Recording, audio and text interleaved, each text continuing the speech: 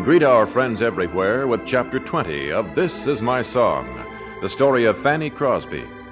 This is another in the series Stories of Great Christians, and comes to you from the Moody Bible Institute of Chicago.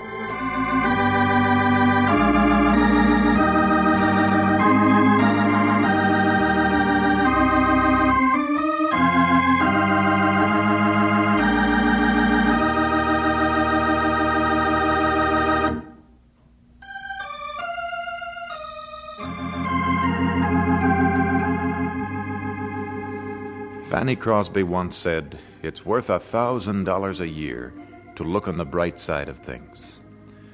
But even for gallant Fanny, there came a day when it seemed almost impossible to do so. Van, her husband for 44 years, lay dead. It had come swiftly and unexpectedly, and Fanny, as all wives, was unprepared for so great a tragedy. In the hours that followed Van's death, Fanny managed a warm smile for those who came near her. Yet the smile hid to no one the grief and loneliness that filled her heart. Losing such a dear companion was the hardest blow life had dealt Fanny, and yet it was something she knew would come someday. If not to her first, then to Van. The house seemed deathly silent, and Fanny thought over and over that never again would she hear the music of her beloved husband, never again laugh at his whimsical jokes, never chide him for his words of love. Fanny was alone for the first time in her life. Alone. An old woman, and terribly lonely. Was it imagination, or did I really hear Van playing our beloved music? Oh, of course I didn't hear it. That's impossible. And yet, whenever I walk through the house, I seem to hear the piano. What nonsense! I'm an old lady for such dreaming. And yet it seems Van is with me in a way. Why else the music? Van? Van? My fingers travel along the piano bench. Empty. Miss Van Alstyne. Oh, Miss Van Alstyne. Bess, I didn't hear you come in. I heard you call. It was Van I called, Bess. You're tired. I know. I think at my age the mind is apt to play tricks. Oh, not on you. You know better than that. You're just tired and need rest. I need work. All I can do. That will take my mind off things. Everything's the way you left it in your room. Your papers and pens and books. I can't go back there. I can't. Oh, you're not going to give up your work. It's just that I must find someplace else to do it. Not here. If I could only help you. Thank you, Bess. But if I can't help myself, no one else can. Well, then What is it? You look so startled. The piano, Bess. The piano. Ma'am, there's no one at the piano. It is my imagination, I'm afraid.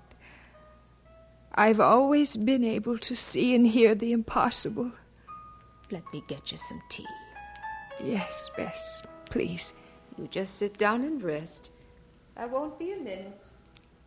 You're very kind, Bess.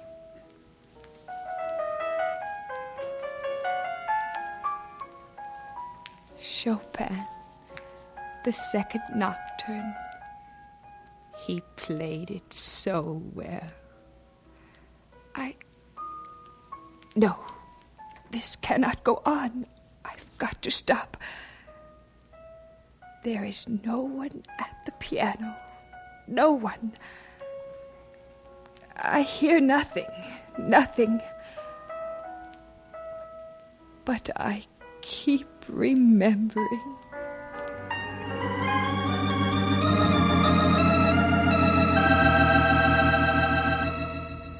It was an understandably difficult adjustment for Fanny to make recovering from the loss of her husband. Mr. Bigelow came to visit Fanny on the morning of Van's burial. They talked for over an hour, and Fanny found consolation. In their conversation, she came to begin to accept her loss as part of the fiber of life. And as many widows before her, Fanny began to piece her life together again. Her old friend Mr. Bigelow had fortified her for her last goodbye to Van.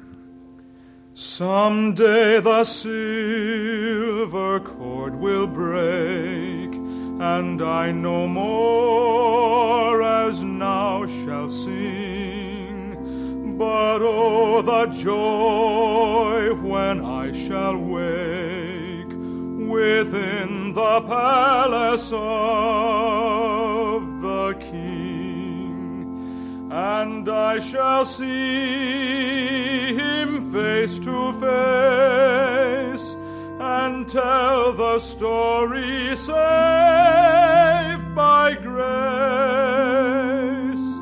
and I shall see him face to face and tell the story saved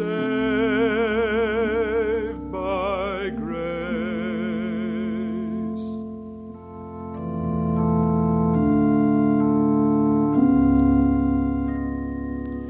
Another chapter in Fanny's life was finished, the most precious chapter of all. She would continue with her work. She'd write many more hymns, but first there were to be changes. Fanny felt she must leave New York City. I'll get it, ma'am. Oh, hello, Mr. Bess. Sankey. Hello, Mr. Bigelow. That sounds like Mr. Bigelow and Mr. Sankey. I wonder what they want. Bess! Bess, who is it? Visitors, Miss Van Alstyne. Mr. Sankey and Mr. Bigelow. I hope you'll forgive the intrusion, Fanny. I consider it no intrusion when my friends call on me, Mr. Sankey. Oh, thank you. Fanny. We've come for only one reason, my dear. A most important one. You want me to stay in New York, is that it? Why, yes, we do. And so do hundreds of other people. We see no reason why you should pack up and leave us. You can do your work here as well as elsewhere. It's kind of you to want me to stay. But as for being able to do my work here, it's out of the question. You can move to another home, even back to the school. Thank you again, but my mind is made up. Where do you plan to go, Fanny? New England, gentlemen. New England. Does it sound so unreasonable? Well, for one who is used to being with a great number of friends, always in the thick of things, I'd say yes. I've heard it said that there are people in New England, too, Mr. Sankey. Oh, it's not that, Fanny. It's just that we want you here. New England. Who do you know there? Who can you live with? It's out of the question that you could live alone. Oh, I have no intentions of living alone, Mr. Bigelow. I have relatives, the Jacksons, who want me to stay with them as much as possible. They're kind people, and I've accepted their offer. I didn't think Fanny Crosby would desert her old friends like this. I shan't be deserting you, Mr. Sankey. I shall come back to New York for visits and for business reasons. Surely you realize that I'm getting old. And you want the peace and quiet of New England. Exactly. New York is a tiring city. With Van, I never noticed it. Without him, I noticed it dreadfully. Yes, I want the peace and quiet of New England. I want to live my remaining days in the country, amid the hills and valleys where I was born. I want to hear the birds in the morning, and I want to take long walks alone. It will be hard to give you up. Oh, you're very kind. I know I shall miss you both, and so many others, but I do want to go home. It won't be easy for you to adjust yourself to new surroundings, Fanny. You've thought of that? Often. But my life now is a quiet one, and the Lord is with me. It won't be so difficult, especially in such a peaceful spot as New England. Then we can't persuade you to stay. I'm afraid you can't. but you are very kind to try. Then we wish you God's blessing, Fanny. You deserve the best of everything.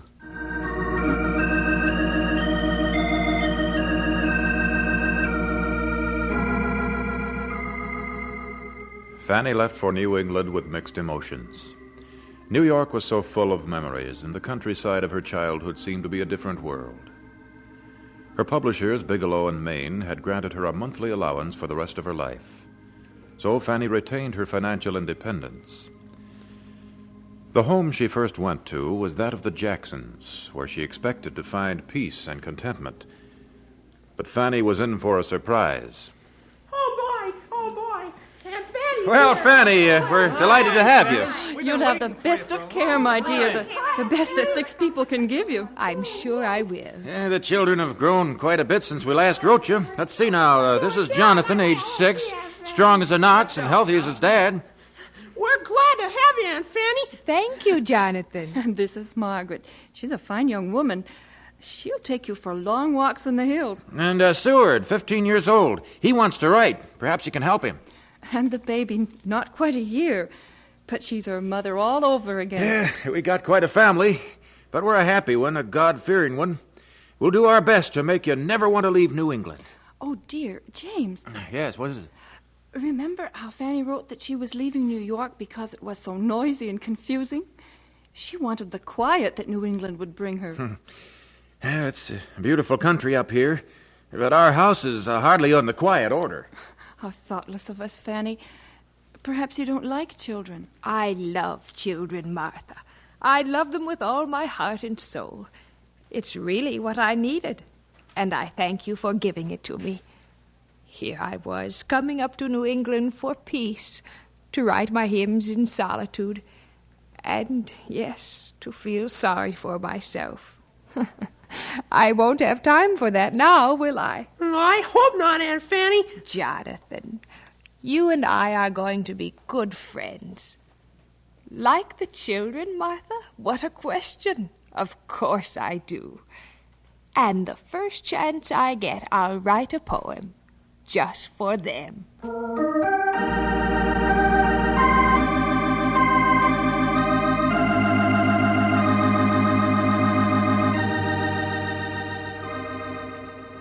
Love the children? What a question. Cold indeed the heart must be that can turn without emotion from their laughter gushing free. Yes, with all my heart I love them. Bless the children, every one. I can be a child among them and enjoy their freaks and fun. Love the children. I can never, never pass them in the street, but my every pulse awaking thrills with love to all I meet. I have heard the children singing when my heart was lone and sad. I have heard them in the distance, and their music makes me glad.